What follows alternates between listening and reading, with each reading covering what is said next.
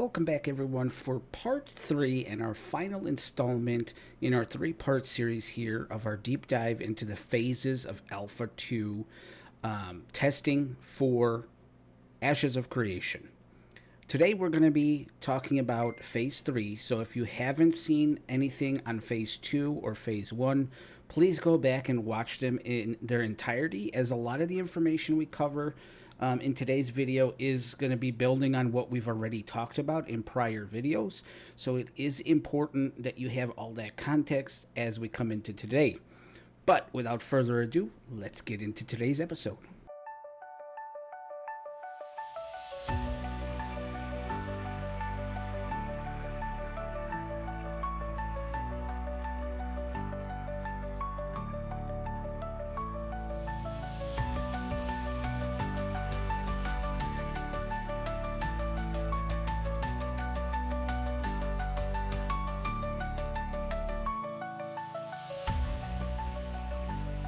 Alright, much like our prior videos, we're starting with a reminder of cadence. As needed are hot fixes for major game-breaking things. Now, in our Phase 3 testing phase, we are looking at some unknowns. So it is hard to kind of put a number on things that we possibly could see or may see in Phase 3, but I'm going to do my best to kind of give an overview.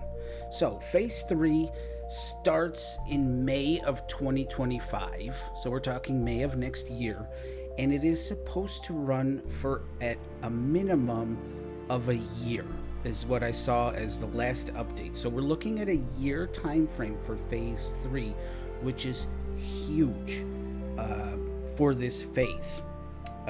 This phase also is the phase where there is a lot of unknowns.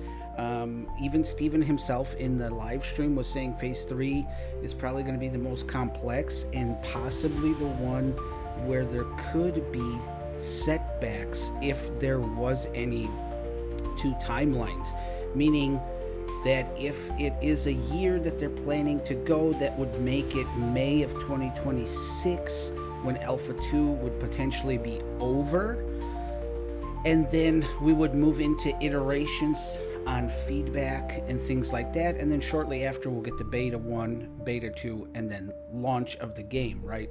So if that was to play out, that's probably best case scenario, but Steven did provide the caveat that Phase 3 is an area where lots of things are being tested, lots of things haven't been tested to their full potential internally, and when us as testers get into Phase 3, we are going to see a lot of unknowns, a lot of bugs, a lot of things that are not yet polished and could be potential setbacks to the end of Alpha 2, and possibly, the bigger ramification here could potentially set back the launch date of Ashes of Creation.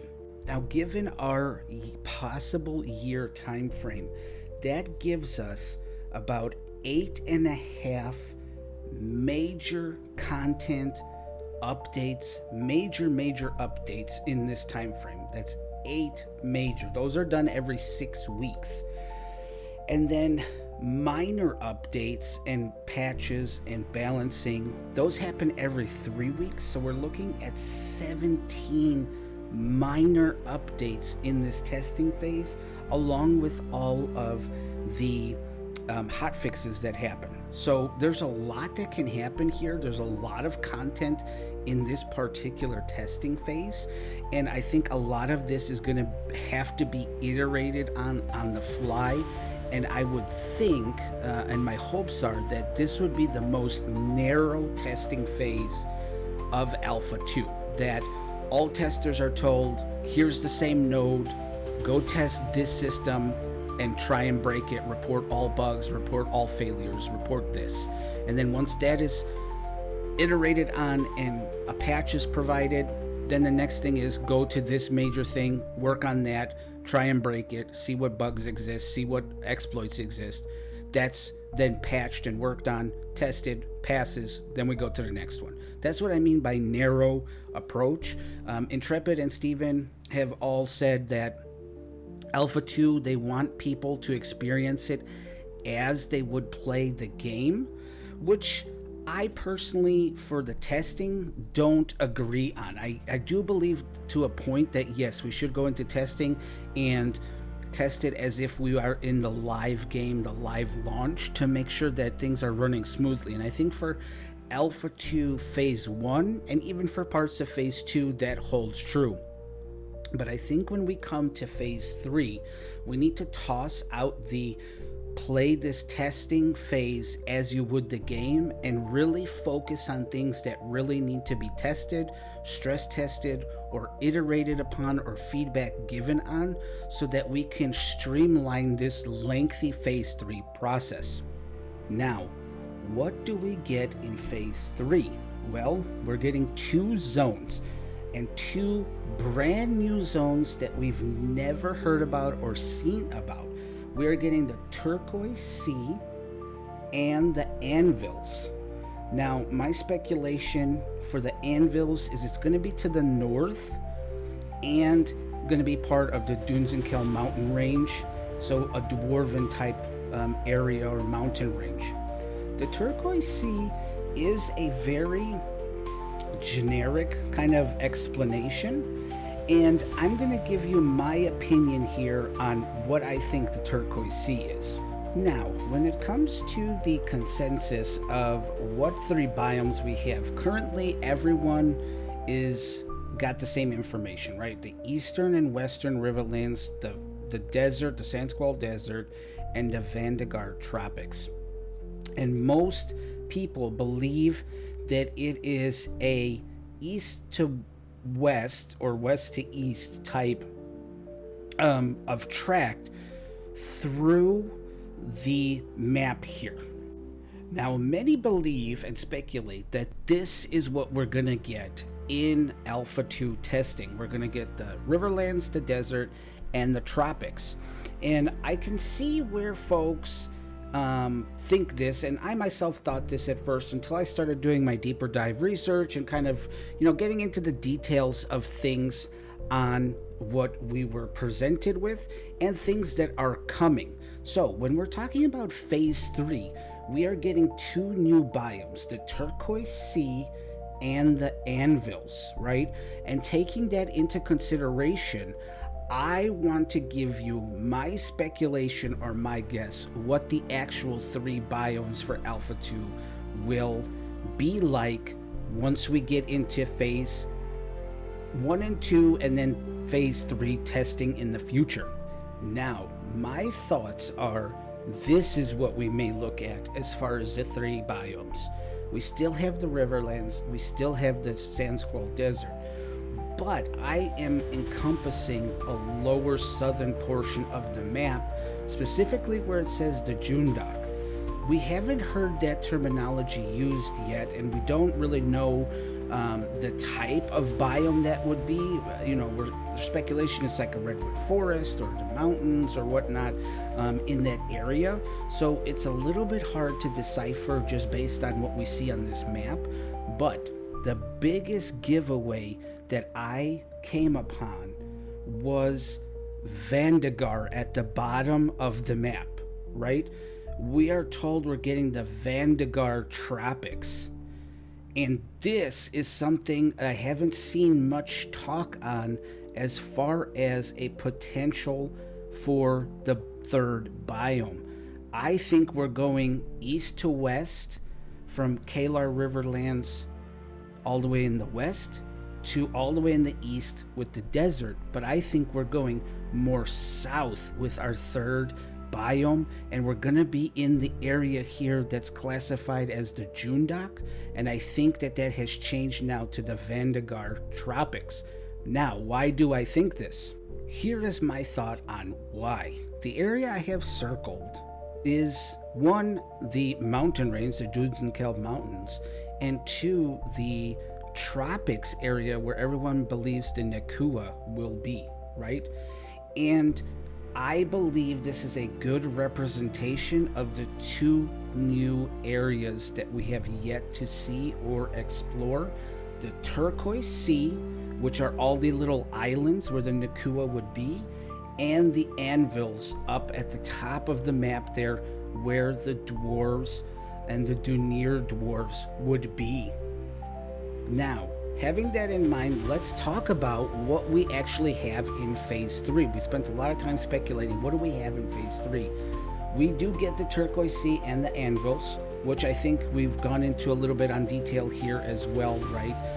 For what I think these areas are. Nodes, we're going to get 4 more unique node layouts, right? So we added 2 in Alpha 2 Phase 2. We added 2 node layouts. Now we're adding 4 more. So we're up to 6 new node layouts since the start of Alpha 2 Phase 1. We're getting level 5 nodes, military and divine election types. We're getting policies, node happiness, mayoral commissions, additional service buildings, and we are getting 4 races. We're getting the Pyre, the Renkai, the Nakua, and the Tulnar, which we have seen 0 modeling for. But again, remember, we're talking a year from now, guys. A little bit less than a year from now. So Tulnar in Phase 3 of some form or fashion. Now, what leads me to believe that my speculation, my guess for the 2 zones, the turquoise sea and anvils, is correct as being the top left of the left side of the continent of the map, is we are getting the Nakua and the Pyre in this update. And to me, I think the Vandagar Jundak area that we've discussed prior kind of fits them a little bit, but the big thing is the Nakua, right? The Nakua in the tropical island area, to me it makes sense that the turquoise sea would be called that. Again, pure speculation at this point, but that's what I'm thinking. We also get 2 archetype updates. One is a major new archetype, which I am super excited for. It's probably the archetype I'm most excited for is the Summoner. Phase 3 Alpha 2 testing, we get the Summoner with all its passives, abilities, and skill trees and so on. But also, we do get specialization secondary archetypes for the cleric and the tank. So you can now begin to expand on what kind of class kit you are, right? You're not just a cleric, you're not just a tank. You can be all the different variants of those classes depending on what your secondary archetype is. So we're going to start to see different types of skills being used, different specializations. We're really going to kind of see how classes are going to be made and molded into, you know, what people really truly want to play at this point, which is super exciting, guys. I really wish that this was sooner. I would hope that this would be an end goal or end type of testing for Phase 2 to bring in secondary archetypes to start that testing process, and then Phase 3 roll out larger testing of that and maybe expanding it to other different archetypes. But Phase 3, we are going to get secondary archetypes for cleric and tank. We're also getting 3 new weapons: the orb, the one-handed axe, and one-handed sword pierce. It's interesting because, one-handed sword pierce, just the way they explained it, I'm curious to know what that is. We do get some PvP updates here. Looks like it's a copy and paste from Phase 1 or Phase 2. So there were some typos that they really said that there were here. So I'm wondering if this PvP section is not supposed to be there. System-wise, we are getting guilds are fully functional. So Phase 3 seems to be focused around guilds, which is exciting. I've been dying for information on guilds as a guild leader. I want to know the systems and things like that, and I really hope that at this point we get some type of live stream around guilds. But fully functional guilds, guild-free holds, which is awesome and cool. Castle sieges, naval content looks like it's coming, or naval something to do with, the seas. Aquatic mounts, underwater combat, instance content, transmog and dying gear system, pets, aerial combat, titles, religion is going to come online, and the auction house. Again, the auction house is one thing that I think in phase 3, given the fact of how long phase 3 is going to be, I understand why it's coming in on phase 3. This is something I think I would have liked to have seen maybe in phase 2, along with that end kind of goal of secondary archetypes. I would like to see the auction house coming, so I'm hoping auction house is early on. That is huge for a game like Ashes of Creation. The economy of the game is huge, so that's a huge portion that I'm excited to test. Content-wise, we're getting castles, and then the Turquoise Sea, we're getting all the dynamic events, the story arcs, the treasure maps, and then dynamic world dungeons. So I think we're going to see, you know, dungeons in the Turquoise Waters or Turquoise Seas area. Now, what do I think phase 3 as a whole is going to be, guys? Well, I think phase 3, again, like I said, is going to be the unknown phase early on. So from early to mid phase 3, we're going to be doing a lot of testing on things that are new to everybody, you know, maybe untested fully internally at Intrepid, and are going to be riddled with bugs and things like that, right? But we do get a lot of systems that are coming online that we've already tested and iterated on in prior phases. So the newest things that come on are obviously freeholds, the new archetype, the secondary archetype specializations, the naval, the guild things, the guild freeholds, the aerial combat, underwater combat, all the new Turquoise Sea and Anvil's content and all of that, that still needs to be tested. That's all new.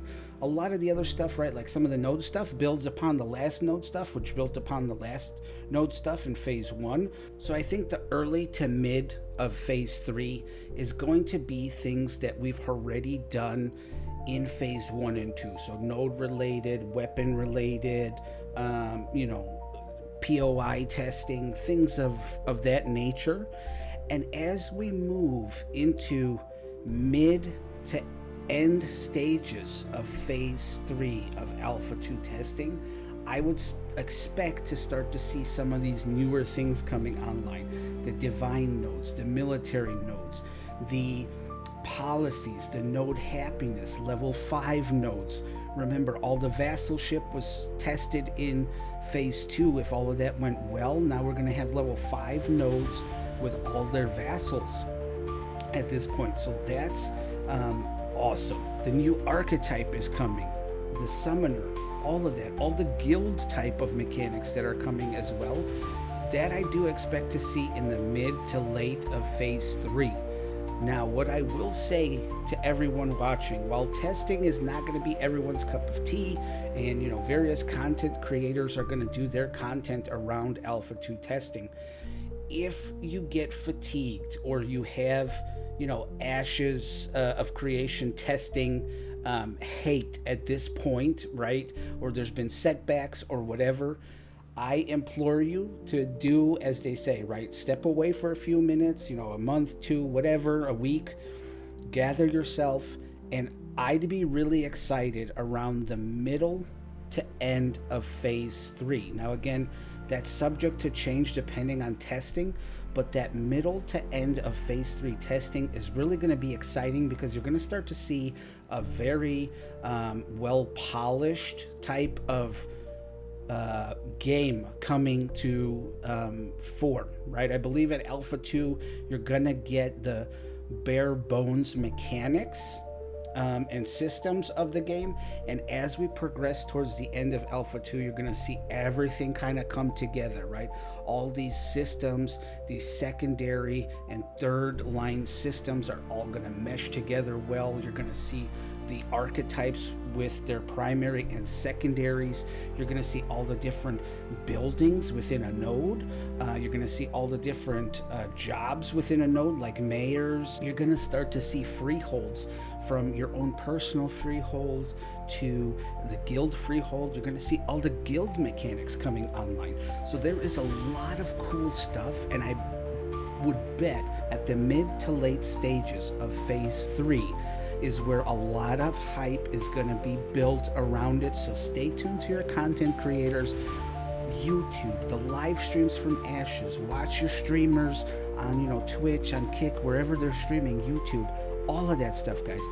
Become engaged in all of that and watch this game really progress from where it's at its start at Alpha 2 testing.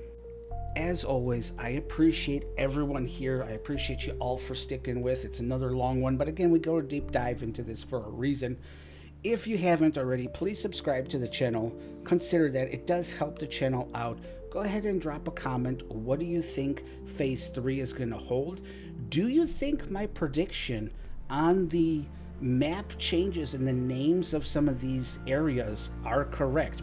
I really do think that the Vandegar Tropics, them saying that, really pushes our biome to the south. So we'll see, guys. Hopefully we are right on some of this stuff, and some of this stuff obviously speculation. But as always, guys, I appreciate you for watching, and we will see you on the next one.